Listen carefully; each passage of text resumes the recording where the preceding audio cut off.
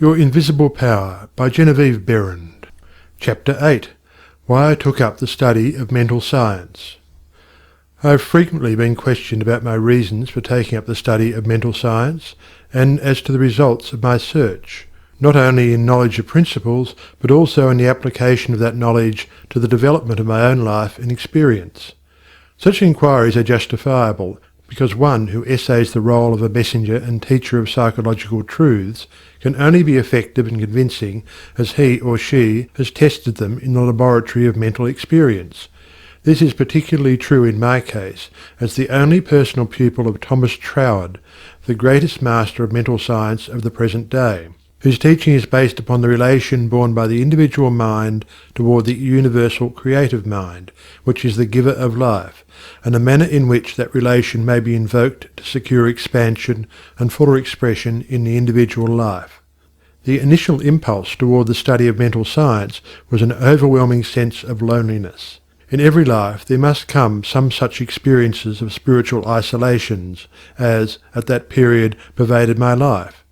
Notwithstanding the fact that each day found me in the midst of friends, surrounded by mirth and gaiety, there was a persistent feeling that I was alone in the world.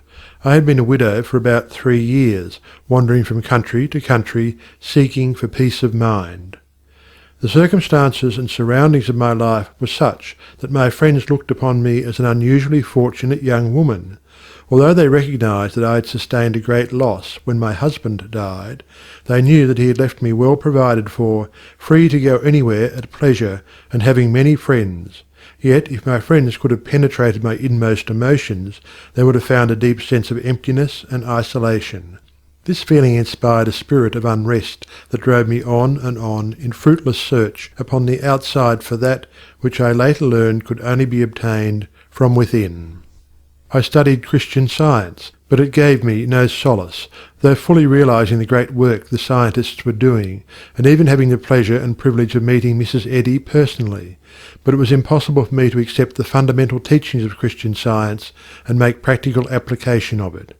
When about to abandon the search for contentment and resign myself to resume a life of apparent amusement, a friend invited me to visit the great seer and teacher Abdu'l-Baha.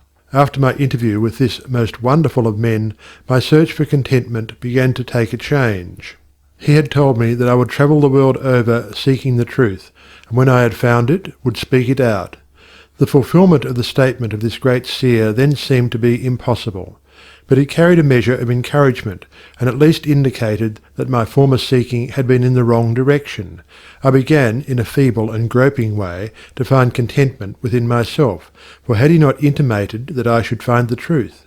This was the big thing, and about the only thing I remember of our interview. A few days later, upon visiting the office of a New Thought practitioner, my attention was attracted to a book on his table entitled The Edinburgh Lectures on Mental Science by Thomas Troward. It interested me to see that Troward was a retired divisional judge from the Punjab, India. I purchased the book, thinking I would read it through that evening.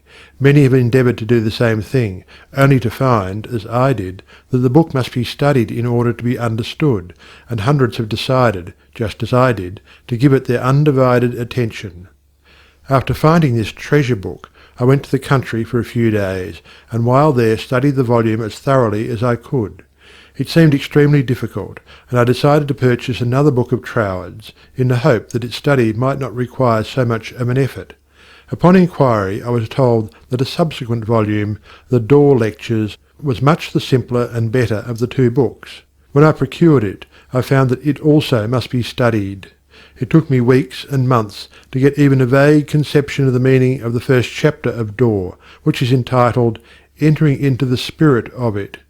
I mean by this that it took me months to enter into the spirit of what I was reading. But in the meantime a paragraph from page 26 arrested my attention as seeming the greatest thing I had ever read. I memorized it and endeavoured with all my soul to enter into the spirit of Troward's words. The paragraph reads, My mind is a centre of divine operation. The divine operation is always for expansion and fuller expression, and this means the production of something beyond what has gone before, something entirely new, not included in the past experience, though proceeding out of it by an orderly sequence of growth. Therefore, since the divine cannot change its inherent nature, it must operate in the same manner with me. Consequently, in my own special world, of which I am the centre, it will move forward to produce new conditions, always in advance of any that have gone before. It took an effort on my part to memorize this paragraph, but in the endeavour towards this end, the words seemed to carry with them a certain stimulus. Each repetition of the paragraph made it easier for me to enter into the spirit of it. The words expressed exactly what I had been seeking for. My one desire was for peace of mind. I found it comforting to believe that the divine operation in me could expand to fuller expression and produce more and more contentment. In fact, a peace of mind and a degree of contentment greater than I had ever known. The paragraph further inspired me with deep interest to feel that the life spark in me could bring into my life something entirely new. I did not wish to obliterate my past experience, but that was exactly what Troward said it would not do. The divine operation would not exclude my past experience, but proceeding out of them would bring some new thing that would transcend anything that I had ever experienced before. Meditation on these statements brought with it a certain joyous feeling. What a wonderful thing it would be if I could accept and sincerely believe, beyond all doubt, that this one statement of Troward's was true. Surely the divine could not change its inherent nature, and since divine life is operating in me, I must be divinely inhabited, and the divine in me must operate just as it operates upon the universal plane. This meant that my whole world of circumstances, friends and conditions would ultimately become a world of contentment and enjoyment of which I am the centre.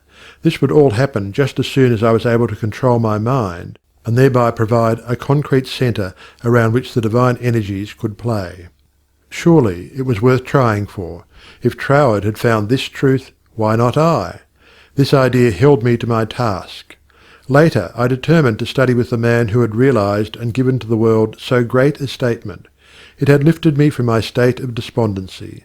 The immediate difficulty was the need for increased finances. End of chapter 8.